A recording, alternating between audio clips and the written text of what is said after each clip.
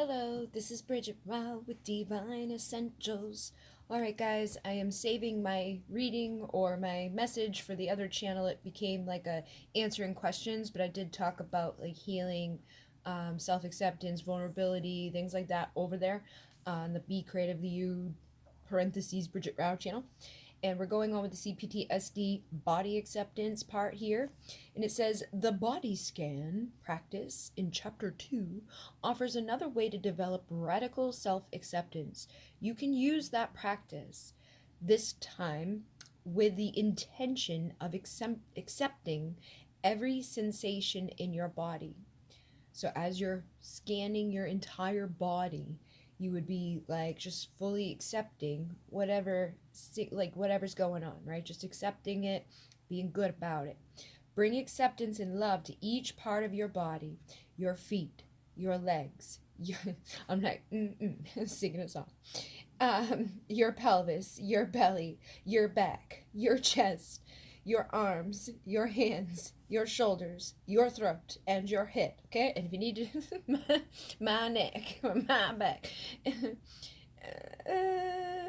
You can place your hands over each part of your body, imagining rays of love permeating your body. Sometimes feeling the body can stir up uncomfortable sensations, emotions, or memories. Explore the concept of loving and accepting the pain. However, if this practice ever becomes too difficult, know that you can also pace yourself by sensing a body part and then bringing your awareness back out to your external environment, okay? So if it's overwhelming, for whatever reason, I can imagine like there was a time when I was in excruciating pain, bringing my awareness right into that, I could want to be like, nope, let's back out, okay? So whatever's going on right now, do what you can. And then in practice, it says, explore the body acceptance practice.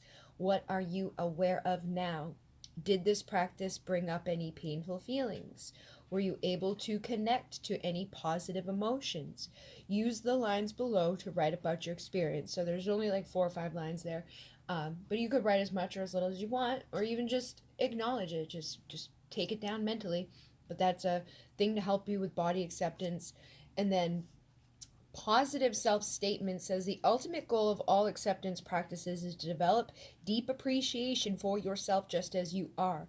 Try saying, I love myself just as I am in this moment. And you can get more specific with the statement. For example, you could have an acceptance towards your defenses. You could say, I love myself even though I push people away. I hurt myself sometimes, or I yelled at my child. You can practice extending acceptance to vulnerable emotions by saying, I love myself even when I am sad, afraid, embarrassed, or ashamed. Okay? And then in practice, it says, explore what happens for you as you practice and personalize the positive self-statements. What are you aware of now? And did the practice bring up any emotions for you? And then using the lines below, write about your experience. So, think about the things that you're always beating yourself up about and try to fit that in there. Like, I love myself, even though sometimes I bippity bop, but boppity boop. And then see how that works for you. Does that make you feel a little bit better? Or does it bring up other feelings? Whatever it is, you're just becoming aware of it so that you can continue to work on it. And then choosing change says Renee was ambivalent about letting go of her avoidance defenses.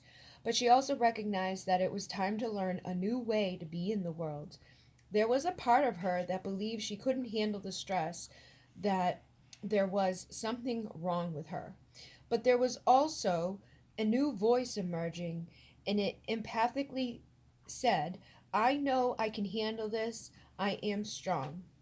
In our work together, I invited Renee to express and give words to each part of herself. She acknowledged the part that believed withdrawing helped her to stay safe. She then gave a voice to the part that recognized her need to let down protective walls in order to really be happy. Renee said that she felt stuck between these two sides of herself and she really wanted to be free. So it is common to feel ambivalent about change. You might feel yourself bracing against it. You may feel afraid of becoming too vulnerable, groundless, or out of control. Releasing old patterns, addictive habits, or outgrown beliefs can feel destabilizing. Letting go can feel like a crisis. Surrendering to change takes courage. And the following practices will help you explore your relationship to change. Okay? So let's see what these are. We're just gonna we'll start with the first one here, and then I'll do more tomorrow. So honoring ambivalence. Dr. Fritz Perls, founder of Gestalt psychotherapy, identified a common polarity between the part of self that is seeking growth and the part that is seeking safety. You may notice a part of you wants to let go of the patterns that no longer serves you, while another part is fearful and resistant to change. Attend to the voices representing each side of yourself.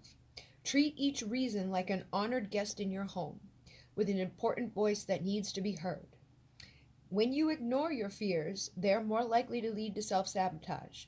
So consider if you have a tendency to dismiss any part of you as unimportant. Ultimately, resolution requires that you listen to, honor, and take responsibility for both sides of the polarity as it exists within you. So in practice, it says, what ways do your habits or defenses help protect you? And in what ways do they keep you safe? Write down all the reasons you can think of why you should stay the same and not change. And then, in what ways are you ready to let go of old habits and self-protection?